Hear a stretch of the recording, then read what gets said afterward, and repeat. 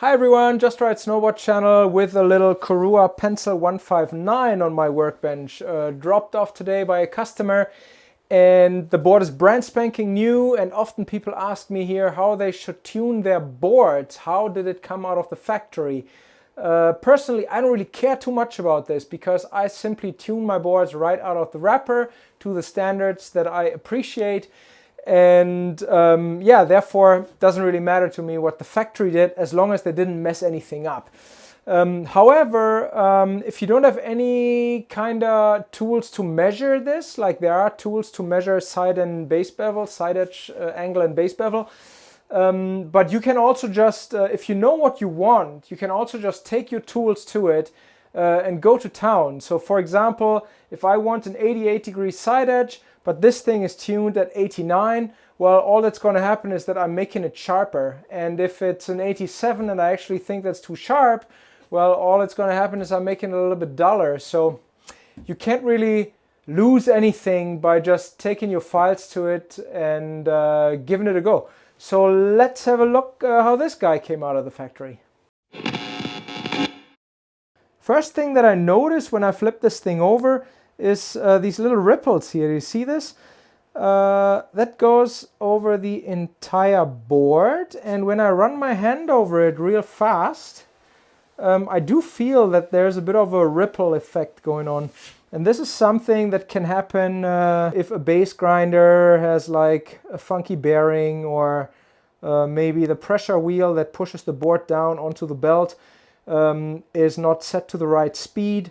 Whatever, it's the good thing here, it's very consistent and it's barely noticeable, and yeah, it's not a problem, but this is something that I notice right away. So let's see what the edges are doing. First thing you want to do is check the base bevel. That's a thing you do only once, and for me, if this was my board, this is what I would be doing.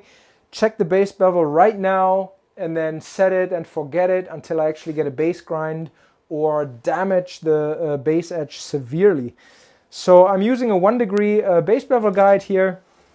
I'm just going to run that over the base, trying to get my file to grab some edge material, which it is not doing at all. So I'm just about moving my file over the base very, very, very mildly, but I'm definitely not getting any metal. So this tells us that this board has more than 1 degree base bevel.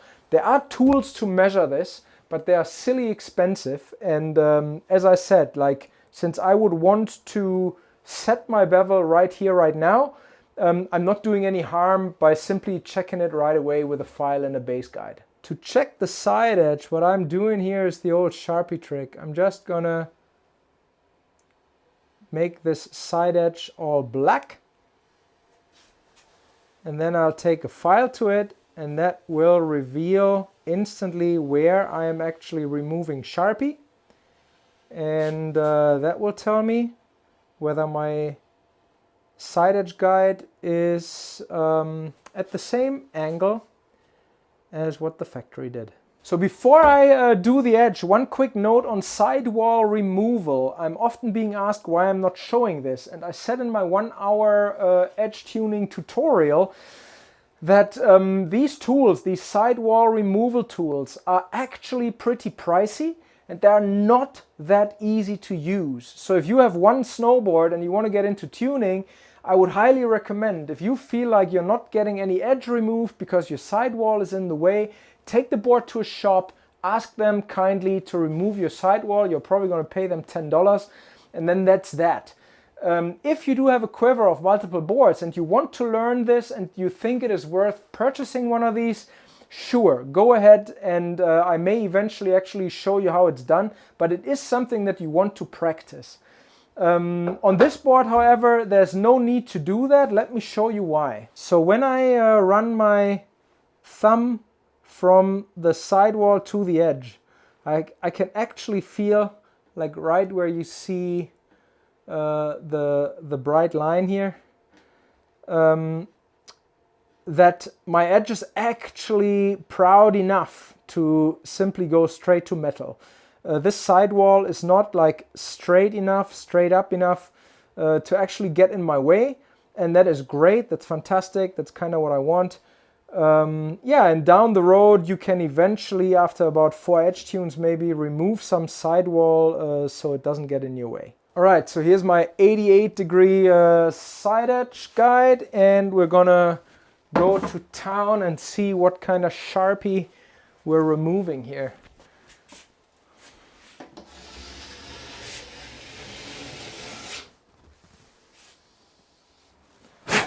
Going to do 2 passes to actually get a bit of a result I can show you.